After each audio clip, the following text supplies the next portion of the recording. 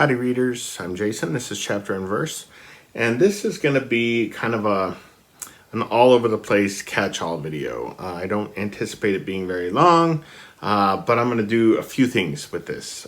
This is going to be kind of like my version of one of Brian's hodgepodge videos, I suppose. So the first thing that I want to do is announce a couple of giveaway winners. And so if you remember back when I posted my announcement video for March of the Mammoths, I introduced you guys to this little creature. Don't know if he's a boy or a girl, but yeah, I invited everybody in the comments below that video to propose a name for the Mammoth mascot for March of the Mammoths.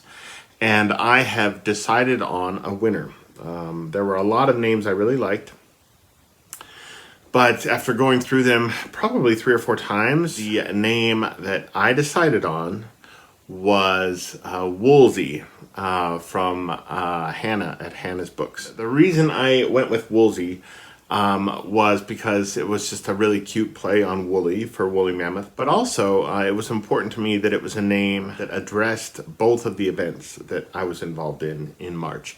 March of the Mammoths and Cromwellathon. And Woolsey is a take on Wolsey from Wolf Hall, Cardinal Wolsey. And so the name does double duty as a kind of playful nod to the species of the mascot, and then just a wonderful nod as well to both Cromwellathon and March of the Mammoths. So thank you for the name, Hannah. I will be sending you your own copy of Sigrid Undset's Kristin Lavransdatter in the Tina Nunnally translation. It's a Penguin Deluxe Classic with the deckled edges and the French flaps, and it's just an extraordinary book. One of my favorite novels of all time. So that will be making its way to you. I'll say more about that here in just a minute. And before I get to the second giveaway, which is something that nobody really knows about yet, I wanted to show this to you guys. And I forgot to show this in my last video that I did on the Mirror and the Light. But this is a book that Kelly and her mom got in their travels when Kelly was much younger. And they were over in England and they went to some museum or other. And this is just a really slim, like super slim, right? It's like slimmer than a slim volume of Poetry Slim. But it's just a book about the 6 wives of Henry VIII. And the thing I like best about this is that it's got all of these paintings in it. And we have, oh, where are you? There he is. There's the man himself. There is Cromwell down there in the black hat. And a scowl on his face. But in addition to Cromwell, right, so on the adjacent page right there, we have the Duke of Norfolk, okay? And this is a character who's been important in all 3 of the books thus far. The Duke of Norfolk, Thomas Howard, I think is his name. Kind of an asshole as the uncle of Anne Boleyn, but it was cool. Like I never, who knew what the guy looked like? I had no idea that there was actually a painting of him out there. So right now in the Mirror and the Light, Henry is 45 years old, right? So I'm still only like 250 pages into the book, but Henry is 45 years old, and if I remember right, Henry's like 6'2" or something. He's basically my height. It talks about how much he weighs at some point in the book. I can't remember where, but how much he weighs. And I think Hilary Mantel is being kind, or maybe the historical record is just fudging the facts a little bit, because there's a painting of Henry at the age that he is right now. And judging from his face alone, Henry weighs a hell of a lot more than we're being led to believe he weighs at this point in his life. And actually, I mean, I've read online that, they say that at Henry's death, Henry was weighing, I don't know, 320, 330 pounds. My hunch is Henry was a hell of a lot bigger than that at the time of his death.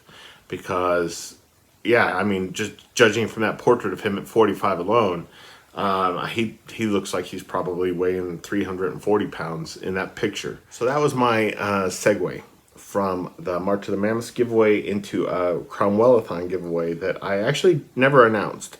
This is something I haven't spoken about yet on the channel. But some months ago at a library bag sale, I picked up a copy of The Assassination of Margaret Thatcher, the short story collection by Hilary Mantel. And I thought it would be fun to give this book to someone who had really taken to Cromwellathon and really entered into the spirit of the thing, and had been really involved. And there were a lot of people for whom that was true. People who made videos that I've mentioned before, people like Jay Shea and Tilly and Roz, Jenny Johnston, I think is the name of her channel. Amy from Zoe Beck. There were a number of people who were making videos and who really just had a lot of fun, it seemed like, with Cromwellathon. But there were also a lot of people who don't have channels, who read along with us, made really wonderful, thoughtful comments along the way, and who were reliably involved, I suppose, is the best way to put it, in the read-along. And so I decided to give this book to one of those people who don't have a channel, but who really helped make the read-along what it was. So the winner of this book is Jenny Lecomte, and I hope I'm saying your name right, Jenny. With respect to this book and the Kristin Lavransdatter going to Hannah, send me your addresses in messages on Goodreads, and I will write them down, and I will make sure to get these in the mail to you once it's safe to do so. But yeah, congratulations to Hannah and to Jenny. I hope you guys like these books. So the last thing that I wanted to do in this video is just a little catch up. Just kind of let you guys know what I've been reading, what I'm going to read this weekend, and also just kind of how we've been doing, right? So as you know, I've been reading The Mirror and the Light still. I haven't picked it up in a few days, but I'm planning to not look at any of the data this weekend regarding coronavirus cases in Wyoming, in Colorado, in the US, globally. I've just gotten too kind of obsessed with the numbers, and it's been too much of a distraction. So I am not looking at any data this weekend at all, and I am just going to read and watch movies. So hopefully I'll be diving right back into The Mirror and the Light. This morning I finished reading for the very first time The Call of the Wild by Jack London. I think I had read his story To Build a Fire when I was in college, but I don't really remember it very well. It's actually included in this book, but I just finished the actual novel proper, although can it really be called a novel? It's like 91 pages long. I had really pretty mixed feelings about it. There were a lot of scenes in the book that I really loved, but I didn't really take to Jack London's prose style terribly well. And in fact, there were multiple sentences in the book that were just really bad sentences. So for instance, right on page 53, but it was not food that Buck and the Huskies needed, but rest, right? It should not have a but at the beginning of that sentence. It should say, it was not food that Buck and the Huskies needed, but rest. Why he has a but at the beginning of it, which, I mean, it just makes it so clunky. And there are multiple sentences in the book like that are just really poorly done, and make me feel like whoever did the editing on this thing just wasn't really paying attention.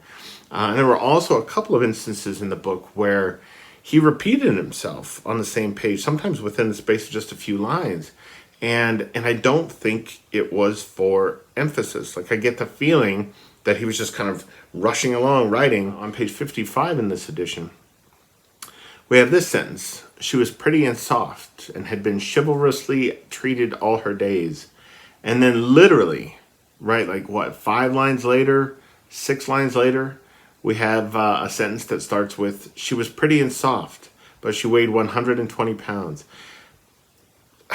Why begin 2 sentences about the same character in precisely, verbatimly the same way in a space of 6 or 7 lines? It doesn't make any sense to do that.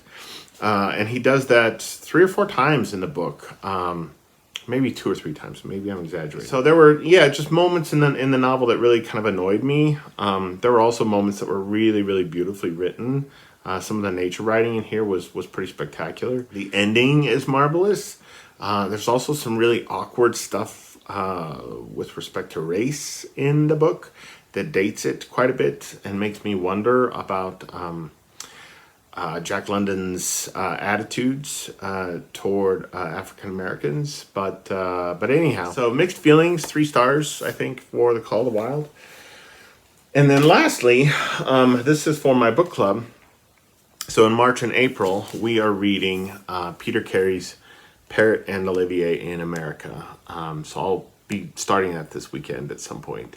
I was gonna do this as a read along here on my channel, but given how difficult it's been for me to read lately and to focus lately, I just don't know that I'll be able to maintain a schedule. And then lastly, I was just wanting to check in with you guys and see how everybody's doing. Are you isolating? Is everybody well? Let me know in the comments below how things are going for you in your neck of the woods, in your homes. And just to let you guys know that Kelly and I are doing just fine. We're both working from home, which is challenging in some ways. I think that we expected it to be challenging, in other ways that we had no way of anticipating. But still, the biggest thing for us is, because of our health issues. She has a chronic illness, like I've said before, and I have an immune deficiency. We're trying to really just stay in the house and have no contact with anyone else, with the outside world, what have you. I have been off of our property now for probably a total of 3.5 hours over the last 20 days. Fortunately, we've got some really amazing friends, and we've had 3 or 4 friends bring us groceries. Actually, more than that, 4 or 5 friends. So there's Kara and Alex, Janet, Philip, Colt. So I think 5 friends have went and picked us up groceries and brought them over. And that's been just incredibly kind. We have people, Kelly's mother and then a friend of ours who lives up in northern Wyoming, are sewing masks for us and sending us masks because we don't have any masks. My friend Philip came over the other day and cleaned our rain gutters out, right? Got his ladder out and went up on our roof and cleaned out our rain gutters. I think partly because he was feeling a little stir crazy himself at his house, but also just because, he's very kind. And, he knows that we're staying indoors, and he knows that I'm, deathly afraid of heights, and cleaning the rain gutters, which I do, is really, really challenging for me. So he came over and did it, and he really enjoys that kind of work. And so we've just had a lot of I call it the kindness of strangers, but they're not strangers, right? There are just a lot of really wonderful people in Wyoming, and we're grateful for that. But anyway, again, let me know how you're doing in the comments below. Hannah, Jenny Lecomte, send me messages on Goodreads with your addresses, and I will get these books in the mail to you as soon as it's safe to do so. And again, that might be months from now, but I won't forget about it. I will see you guys again before you know it. That's a promise. So until then, adios.